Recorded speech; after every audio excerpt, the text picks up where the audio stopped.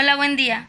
Somos los alumnos de la maestría en Psicología Educativa y el día de hoy tenemos una línea del tiempo sobre la educación especial.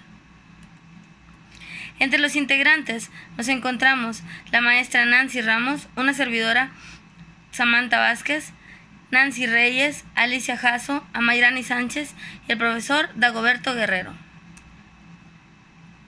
Comencemos a hablar sobre la antigüedad y la Edad Media. En 1600 predominaba el rechazo, el abandono y el infanticidio hacia las personas deficientes. ¿Quiénes eran estas personas deficientes? Pues aquellas que tenían una discapacidad y que eran consideradas como un castigo para sus familias. Eran condenadas a vivir sin ningún tipo de desarrollo ni de integración. También en este año se desarrollan las políticas de reclusión y se hace la creación de los primeros asilos y albergues. Desde el Renacimiento hasta el siglo XVIII.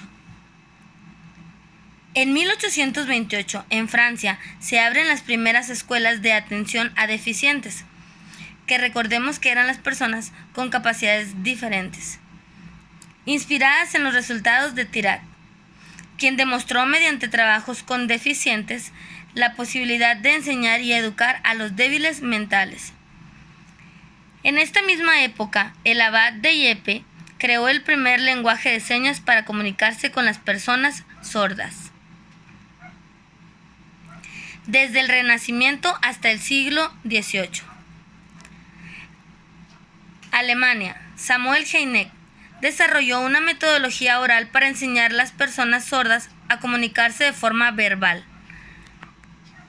En 1829, Louis Braille creó la escritura de puntos en relieve reconocida para la lectura y escritura como el sistema Braille, y que actualmente aún se lleva a cabo en muchas escuelas.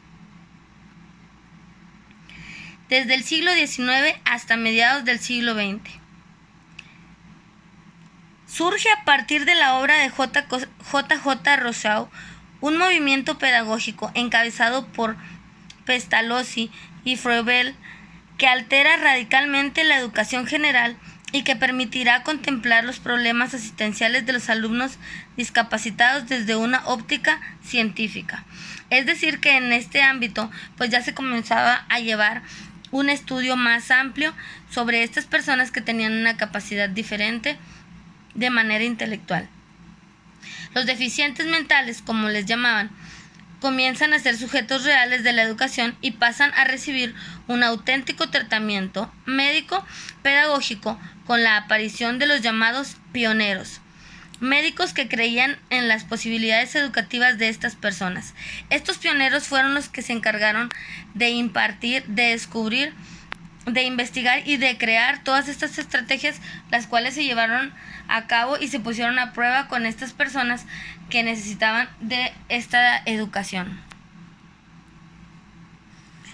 Desde el siglo XIX hasta mediados del siglo XX. En 1867 se crea la Escuela Nacional de Sordomudos por Edward Hewitt. Fundó el Instituto Perkins para ciegos y abogó por la educación de sujetos con deficiencia mental.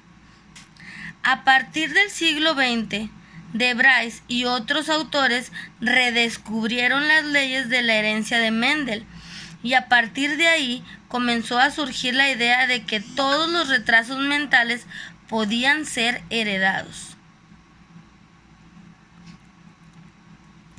En 1939, la educación especial apareció en México cuando se expidió la Ley Orgánica de Educación, que fue publicada en el año siguiente en el Diario Oficial de la Federación. En 1942 cambió en los enfoques de la educación. Hubo modificaciones como fue la sustitución del término escuelas de preparación especial a escuelas de educación especial. La ONU en 1960 realiza una convención relativa a la lucha contra las discriminaciones en la esfera de la enseñanza, que en la actualidad se sigue trabajando y luchando porque esto se lleve a cabo.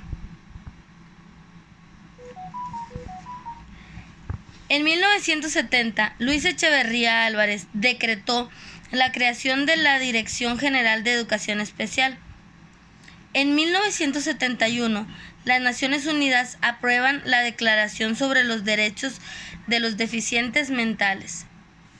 En 1973 se crearon los Centros de Rehabilitación y Educación Especial en los estados CRE.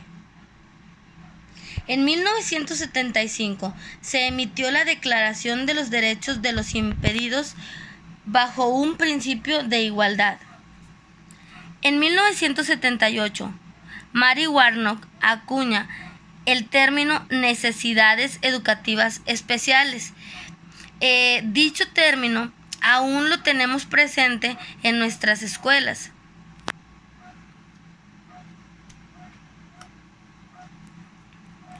En 1993, la nueva ley estableció la obligación del Estado de formar maestros con el grado de licenciatura que se dedicaran a la prestación del servicio en dicho nivel.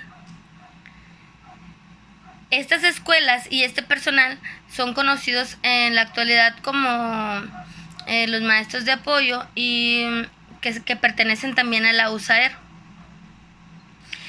En 1994 se estableció el sistema de apoyo a través de las unidades de servicio de apoyo a la educación regular, que es lo que les mencionaba ahorita, la USAER, y las unidades de orientación al público, mientras que los centros de atención múltiple, los CAM, siguieron atendiendo los casos más severos y que en la actualidad siguen funcionando de esta manera.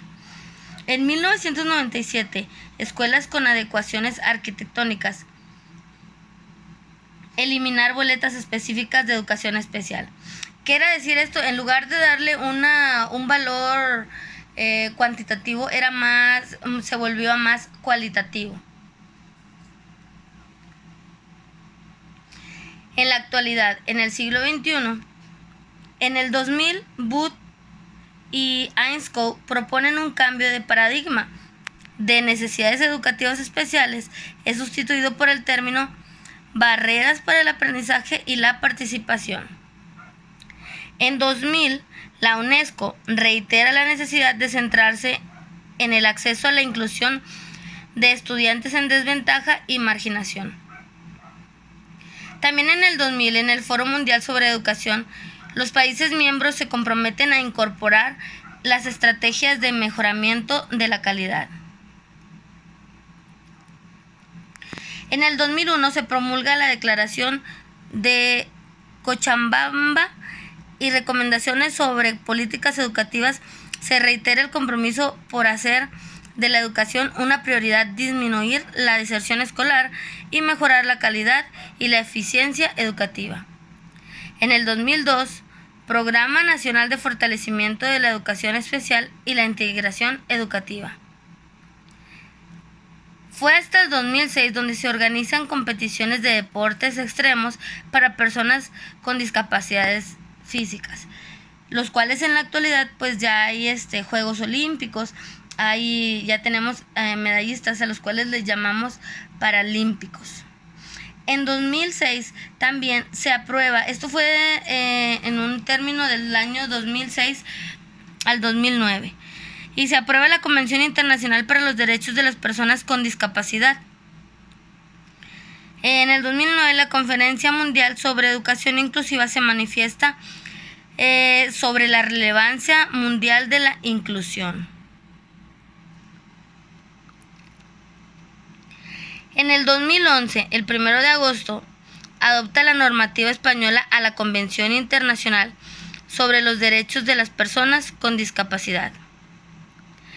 En el 2019 aparecieron programas para la atención de planteles federales de educación media superior con estudiantes con discapacidad. También en el 2019 la reforma expidió una nueva Ley General de Educación el 30 de septiembre del mismo año, que puntualizó las acciones a las que está obligado el sistema educativo para favorecer la cultura de inclusión. En el 2020 se comenzó la operación del programa de fortalecimiento de los servicios de la educación especial, que destina recursos a los estados para el fortalecimiento de los servicios de educación especial que atienden alumnado con discapacidad y aptitudes sobresalientes. Aquí les dejamos las referencias bibliográficas y esperemos que esta línea del tiempo haya servido como referente para informar de qué manera se ha actualizado y han pasado grandes aportes sobre la historia de la educación especial. Muchas gracias por su atención.